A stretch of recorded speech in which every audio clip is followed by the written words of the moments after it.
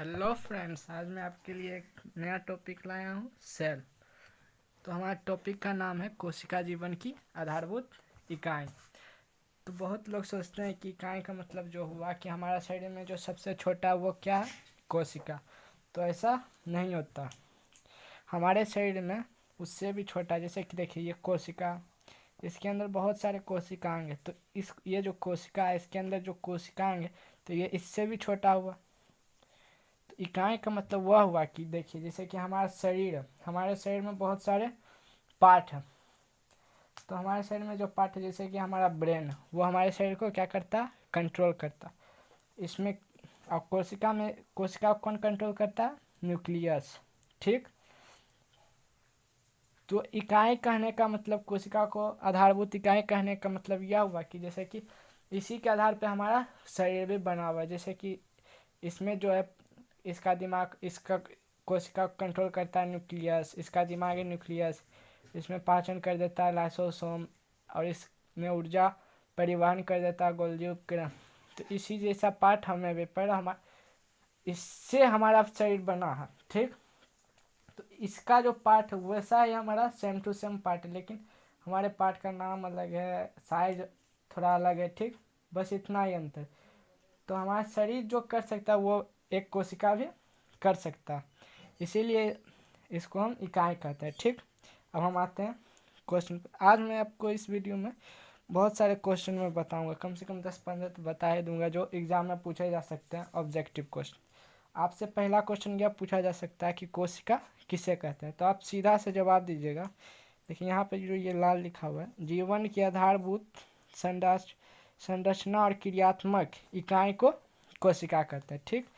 संरचना, आधारभूत संरचना मतलब इसी के आधार पर हमारे शरीर की रचना हुई, और इस ये जो क्रिया करता है उसी के बेस पे हमारा शरीर भी क्रिया करता है। ठीक। तो जीवन के आधारभूत संरचना और क्रियात्मक इकाई को कोशिका कहते हैं। ठीक। अब देखिए, आपसे यह क्वेश्चन पूछा जा सकता है कि हमारे पूरे जो अर्थ पे सबसे छोटा कोशिका कौन सा है, तो सबसे छोटा कोशिका कौन सा, माइक्रोप्लाज्मा। और जो माइक्रोप्लाज्मा है उसका साइज जो है वह है 0.1 यूएम का मतलब माइक्रोमीटर। और सबसे बड़ा कोशिका जो है हमारे अर्थ पे वो है शुतुरमुर्ग का अंडा, जिसका साइज है 170 इंटू 135 मिलीमीटर। बस इतना ही नहीं, और भी ऑब्जेक्टिव क्वेश्चन है, जैसे कि हमारे शरीर में सबसे छोटा कोशिका कौन है, तो हमारे शरीर में सबसे छोटा कोशिका कौन है, आरबीसी, रेड ब्लड सेल, जिसे हम ब्लड बोलते हैं, खून। और सबसे बड़ा कोशिका तंत्रिका कोशिका। ठीक। और आपसे यह क्वेश्चन पूछा कि जीव कितने प्रकार, तो जीव देखिए, एक कोशिकीय जीव भी होते हैं और बहुकोशिकीय जीव होते हैं। ठीक। एक कोशिकीय जीव जो रहते हैं वो एक कोशिका से मिलकर बने रहते हैं, वो सिर्फ एक ही कोशिका के रहते हैं, जैसे अमीबा हो गया, पैरामीशियम हो गया, क्लेमाइडोमोनस, ऐसे ही। और जैसे कि एक ठो हमने वहाँ भी उदाहरण दिया था, माइक्रोप्लाज्मा। ठीक। ये सब जो है एक कोशिका से बने हुए रहते हैं। और बहुकोशिकीय हो गए, जैसे कि हमारा शरीर, हम हो गए बहुकोशिकीय। हमारा शरीर जो है बहुत सारे कोशिका से मिलकर बना हुआ है। पादप का जो शरीर है वो बहुत सारे कोशिका से मिलकर बना है। अगर आपसे क्वेश्चन ये पूछे कि जो है किसी व्यक्ति का भार 10 किलो या 15 किलो, तो उसके वह कितने कोशिकाओं से मिलकर बना, तो ज़्यादा घबराने की बात नहीं। उसका वजन जितना रहे उसमें 10 पर पावर 15 मल्टीप्लाई कर देना। ठीक। जैसे कि उसका वजन है 2 किलो 500 किसी बच्चे का, तो ऐसे कर देंगे, वो 2 किलो 500 ग्राम इंटू 10 पर पावर 15 मल्टीप्लाई कर देंगे, तो वह उतना कोशिका से मिलकर बना होगा। ठीक। अब आपसे अगर यह क्वेश्चन पूछे कि कोशिका का आकार और आकृति किस पर निर्भर करता है, तो आप सीधा से जवाब देंगे उसके कार्य पर। ठीक। अगर आपसे यह पूछेगा कि कोशिका की संख्या किस पर निर्भर करती है, तो उसके आकार पर। ठीक। कोशिका की संख्या उसके आकार पर, और कोशिका का आकार उसके कार्य पर। ठीक। अब पेज पलटते हैं।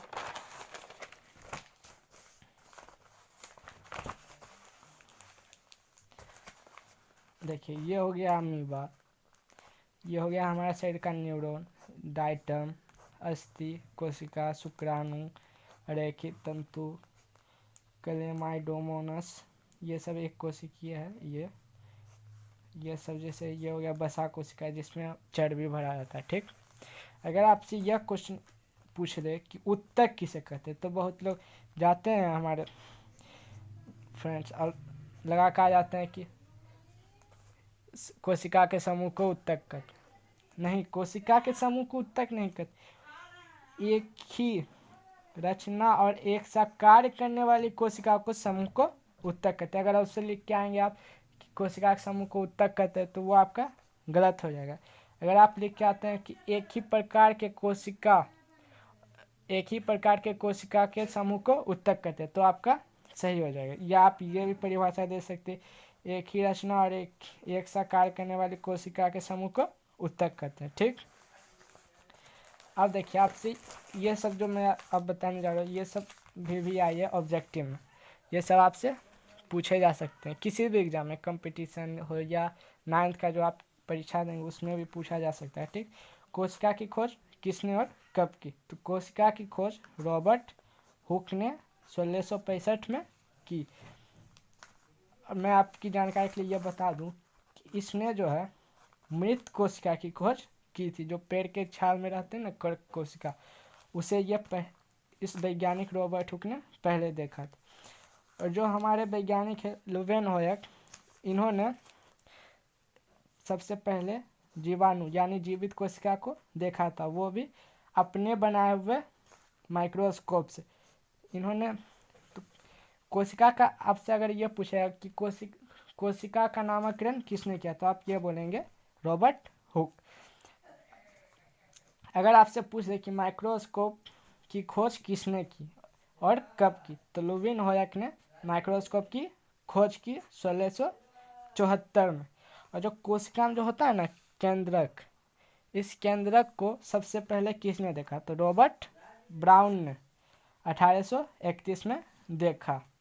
और पुरकिंजे जो है उन्होंने 1839 में बताया कि कोशिका में प्रोटोप्लाज्म या जीव द्रव पाया जाता है, जिसमें जीव द्रव पाया जाता हो वह जीवित कोशिका होता है, जिसमें जीव द्रव नहीं हो वह मृत कोशिका होता है।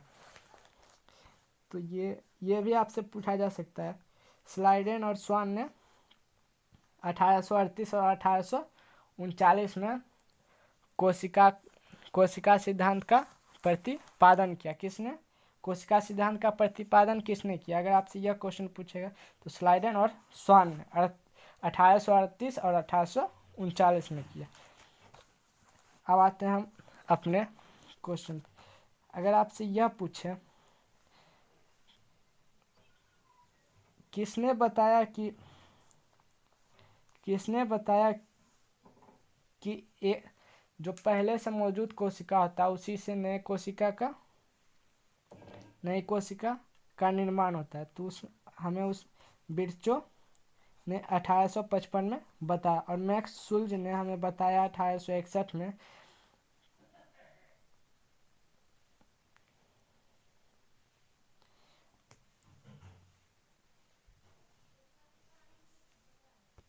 मैक्स सुल्ज ने हमें बताया कि जो हमारा कोशिका वह एक प्रोटोप्लाज्म का एक पिंड है। और अस्टासबर्गर ने बताया कि केंद्रक जो है प्रत्येक लक्षणों का वाहन है, मतलब कि पीढ़ी दर पीढ़ी यह लक्षण को पहुंचाता है।